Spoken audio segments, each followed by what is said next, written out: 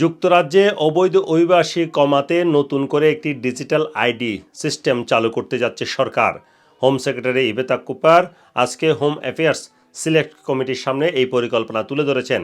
এই পরিকল্পনায় বলা হয়েছে নতুন একটি ডিজিটাল আইডি স্কিম চালু করা হবে, যার সাথে সংযুক্ত থাকবে ই ভিসা এবং বর্ডার সিকিউরিটি এজেন্সি, যাতে করে কোনো ইমিগ্রেন্ট যুক্তরাজ্যে আসলে সে এখনও অবস্থান করছে কিনা, নাকি যুক্তরাজ্য ছেড়ে চলে গেছে, তার ভিসার মেয়াদ আছে কিনা, নতুন করে ভিসার আবেদন করেছে কিনা, এবং তার বিরুদ্ধে কোনো ধরনের ইমিগ্রেশন সংক্রান্ত ব্যবস্থা নেওয়া হবে কিনা সে সম্পর্কে জানা যাবে।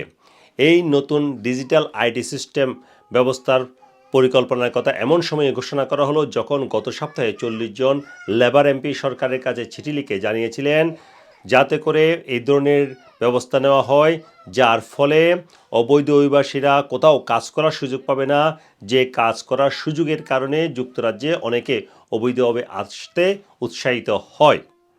Sarwar Hossain, top news, London.